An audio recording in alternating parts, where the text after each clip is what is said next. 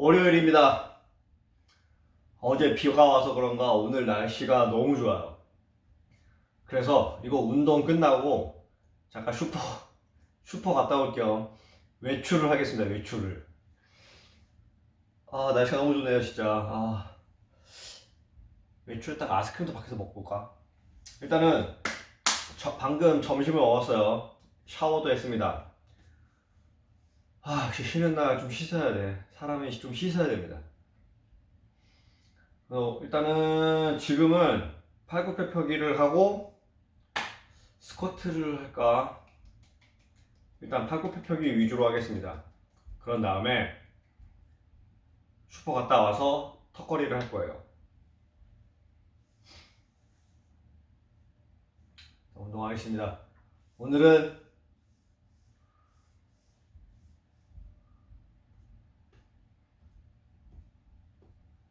이제 하루 남았죠? 미국 대선 하루 남았습니다. Agent, I didn't know I wasn't supposed to go on there. When we try to book people from the task force, it goes through like 3 layers of vetting. This guy just walked into Russia today and nobody knew about it. Come on. Let's bring in Dr. William Schaffner to discuss this and more. I won't sully you with politics, doctor. But the idea that lockdowns are bad, they make more people sick than they help. Chris, come on. We all know that that's not correct. In fact, by reducing that kind of activity, enforcing social distancing, and really eliminating large groups, that's exactly what we would like to do on a voluntary basis to reduce the transmission of the virus. And if you want to look to a country that's done it better than anybody else, look to China. Now, we don't want to do it the way they did it, but they did lock down Wuhan and the surrounding province, and now they count COVID cases on their fingers. That's how few they have. So it really works. It worked in Australia, it works in New Zealand, South Korea. Of course, reducing that kind of intermingling of people reduces the opportunities for the virus to spread.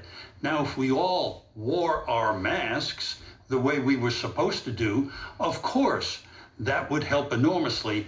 And if we avoided these large group activities, which are accelerators, the virus spreads among those people who come. Realize the people who go to those large group activities in their daily life, they're not wearing the mask. They're not observing social distancing. So you can bet the virus is there among them. It spreads. They take it home. It spreads in their families. And then it spreads to neighbors and associates. So they're all accelerator events. We need to be more restrained. Think about that, the fact that the counter message to what you're saying the science dictates is coming from the person the president listens to most. Explains a lot. Now, something else the president said. You're still very familiar with the practice of medicine when it comes to COVID. The president had one of his guys echoing this message today. You guys in the white coats are saying that people died from COVID when they didn't because you get more money if you say it was COVID. The best thing I can say about that, Chris, is that the president is simply misinformed, and he's been let down by his staff who told him that, because it's clearly incorrect. Doctors don't get paid by the diagnosis. They do, in hospitalized patients, get paid by the degree of severity of the illness. If you have a simple infection of your bladder and kidney, you take care of that, you get a little bit of money. If that infection gets into the bloodstream and causes sepsis, so you have to spend a lot more time at the bedside talking to the family, changing drugs, etc. Of course, you get compensated more. That makes sense, but you don't get paid by the diagnosis. So if somebody dies of COVID versus kidney failure, it's not more money? It's not more money. No, not at all. What do you think of the idea that you're probably not the only person who knows that, and yet they're saying it anyway? What could that do to the morale of the people that we need most, which is you guys? It just distresses people greatly.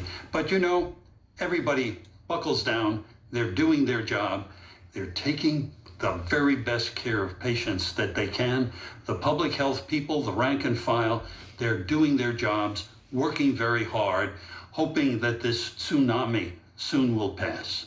I wonder if he would have trash talked the doctors that got him in and out so fast at Walter Reed that way. I hope not. Dr. Schaffner, I hope you let everybody know he only speaks for himself when it comes to this kind of stuff. That we've always responded to you guys as the first responders and angels that you are, and that is only more of how people feel now. It'll never be less. Thank you for what you do. Thank you, Chris. All right. Now, look, I've been arguing to you guys for a long time. I think coronavirus has to be the prevailing issue of this election. It's connected to everything that is wrong with us right now. We are at the end of the worst week yet in this pandemic. More infections, more hospitalizations now are popping up. And there will not be a vaccine by Tuesday, as the president has been floating. So can you win a second term when people feel that you stink at the issue that matters most? Let's discuss with two great minds. Next. Hey, is that an elefunky? Hey there, guys. Any room in the middle? No. Okie dokie.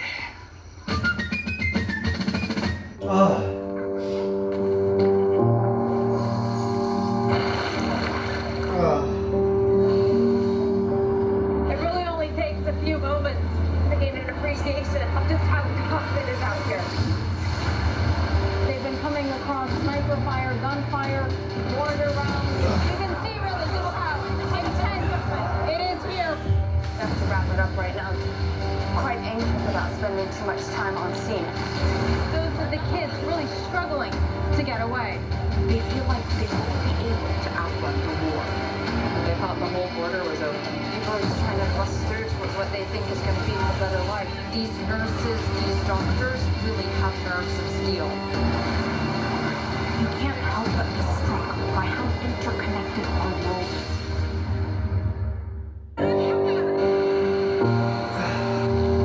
Arwa Damon, CNN.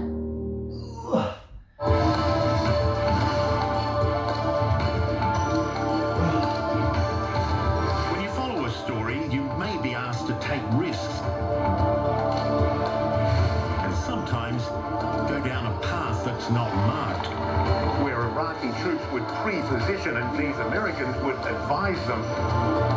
These protests are a test for Hamas. Any understanding between Israel and Gaza could quickly fall apart again.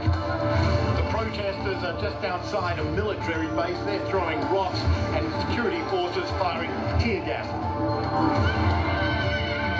When you dare to take risks, you witness passion and persistence. And they just want to get their past be processed so they can get out of this facility. And that's where change happens. The one thing they have in common is the determination to keep going. 와, 힘들어.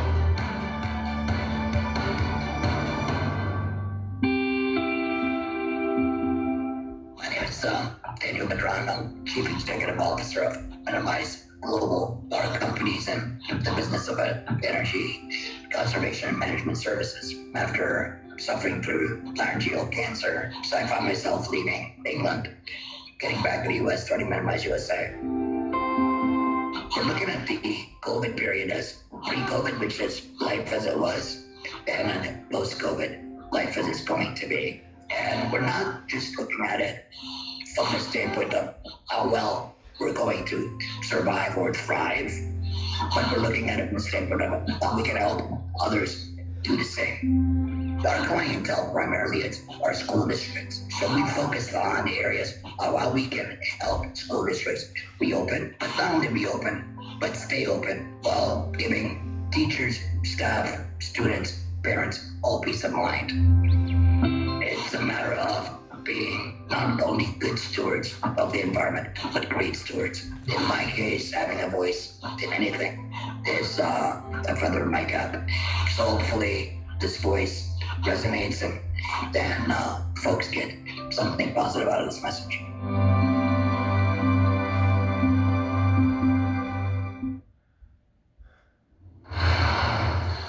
October was a horrible month in terms of the pandemic.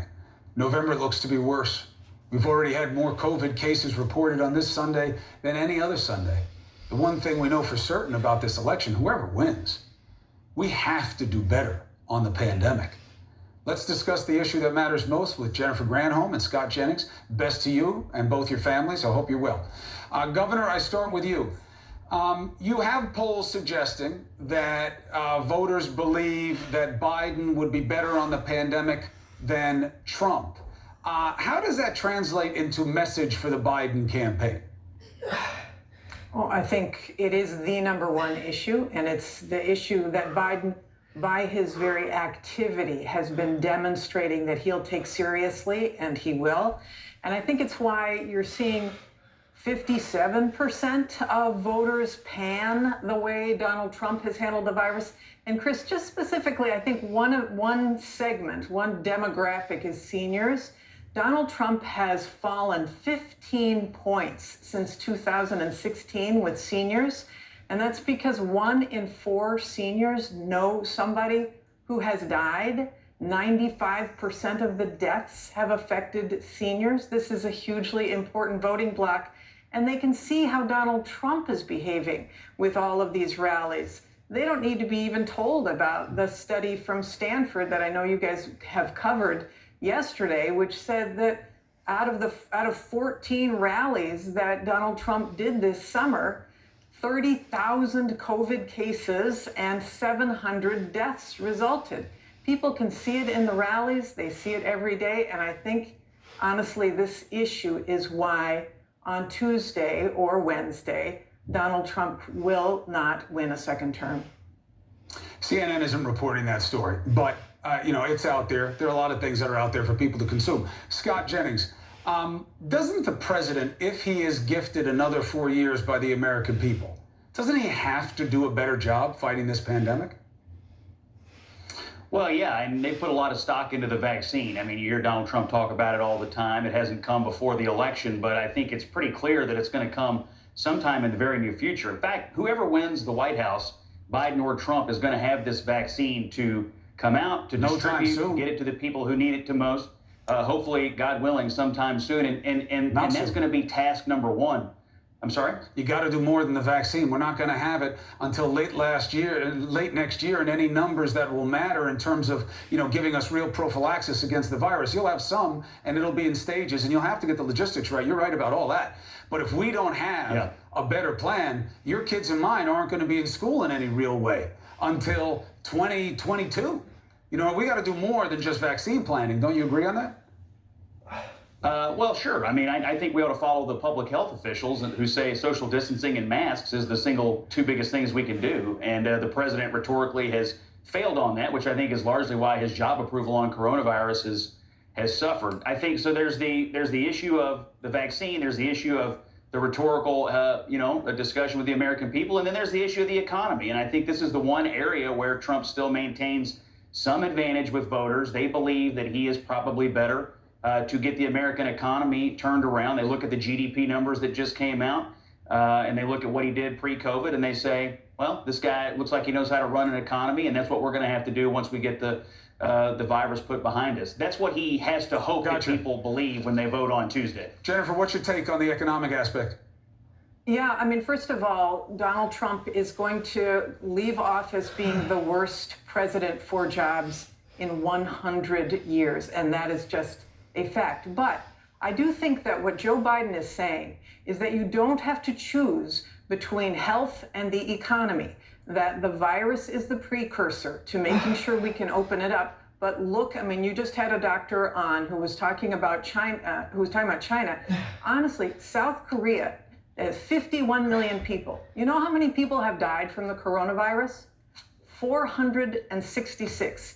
If South Korea were our size, 3,200 people would have died. What are they doing? They're aggressive about testing and tracing and quarantining people who test positive. They put up all of these, and this is what Joe Biden says he's going to do, put up all these additional testing centers to make sure they can identify where the outbreaks are happening. And they did not shut their economy down. Now they're going into this fall crunch, and so they've had to close down their schools temporarily, but they're an example of how if you treat the virus and contain it and detect it, you can have the economy open. Unfortunately, Donald Trump thinks that testing apparently causes the virus or at least increases your numbers, but at least you can follow where it is and then treat where it is erupting. And he doesn't get that. Hey, Scott, in terms of what we got to worry about on Election Day and afterwards, you saw what happened in Texas with the Biden bus. I don't know why the president chooses to make light of something like that. I don't know why he has never taken an occasion to tell people to be better than they were in a moment. But, you know, what he's setting up with Pennsylvania, we both know that if he were following the notion that he has now about when votes stop counting, he wouldn't have won Arizona. He would have to give back Arizona and Michigan in the last election because he didn't get either of those states on election night because the counting needed to continue. He's also shooting himself in the foot with 6 counties that he needs in Pennsylvania who've said they won't be able to start counting mail-in ballots, many of which have been exercised by Republicans all over the country until the day after the election. Why is he pushing this? Yeah, to me, it shows a lack of confidence in what's going to happen. I mean, my view is every legal vote that's been cast should be counted. And some of those votes are not going to be counted until after the election. But if a voter makes a good faith effort to cast a legal vote before the election is over, they ought to have their vote counted. And I think that's what both campaigns and both parties should strive for. I mean, it all has to come to an end at some point. You can't count forever. But if you cast a legal vote before the election, that voter ought to have their vote counted. As it relates to the bus, Chris, this is extremely dangerous. And I know people have been passing it around. I've seen it on my Facebook wall. I've seen it on my Twitter feed. And this is extremely dangerous. These vehicles are dangerous. I've ridden in these buses. I'm sure the governor has as well as part of campaigns. These are large vehicles. They take up a lot of space. I mean, it's like if you've ever been on an interstate with a semi-tractor it's not dangerous, trailer. Scott, except the president. These are dangerous. And I know, but the president was joking about it. I know. Let me finish. The president should not be joking about this. It is not a good idea to pull your vehicle up next to one of these huge vehicles on the roadway. It is extremely dangerous, and it would make any driver of one of those vehicles very nervous. So that's not a smart thing. I'll tell you something, Jennifer, the day that you guys learn to criticize your own, the way Scott just backloaded the part about telling Trump that he shouldn't have talked that bullshit that he talked about this situation, you guys will be a much more cohesive group of political players. Because let me tell you something, if that were a Trump bus and Joe Biden had joked about a bunch of Biden people messing with the bus, you guys would eat him for lunch even 2 days before an election. He would be getting condemned from all over the place in the Democratic Party. But the president's joking with you guys about this. And he's got people coming with weapons within 100 feet of the polling places. And he's going to say he won on election night. And people are going to be angry as hell. And what do you think the country has to be ready for, Jennifer? Yeah, I mean, this is why you're seeing all of these businesses board up. They don't know where any anger, which side anger is coming from, but they want to protect themselves. This is all, though, on Trump's part of a pattern, right? Election. He winks at those who are carrying guns at, I mean, in Michigan, obviously, Election you've got a day, governor whose life was threatened to be days. kidnapped by these domestic terrorists. He's encouraging that kind of applause for people who are vigilant, who are taking the law into their own hands. I mean, he's doing the same thing on the campaign trail. It is why he must go. Well, listen, we just have to be better than that kind of notion. And Scott Jennings, to your credit, thank you for giving the right message, brother. I appreciate it. I agree. Thank you very much. Good for you, Scott. Jennifer Granholm, to both of you and your families, especially over the next few days, calm heads, good hearts, good luck, all right? And good luck to all of you. We will be with you, and we will be here for you all the way through. Countdown to Election Day with Brooke Baldwin is next. The race ends here. From the first votes to the critical count, the way only CNN can bring it to you. Election Night in America, Wednesday on CNN. I'm Salma Abdulaziz in London, and this is CNN. Well, it has been a bit of a roller coaster because, first of all, we had to get all our sites closed very quickly in March. And then we had very quickly to get them back up and running again. So that was a bit of a scramble because, of course, we wanted to open them in such a way that they would be really safe. So we had to reorganize all of the insides of them so that the nooks and crannies inside our castles wouldn't be one-way places. People would find themselves stuck when they were trying to socially distance. We had to have all the hand sanitizer put in. We had to set up from scratch a whole pre-booking system so that we could control the number of people on site and make sure there's plenty of space for people to feel comfortable. Enhanced cleaning, new rules about face coverings, which came in at some point. So we've had to be very flexible, and it's been, a real challenge, to be honest.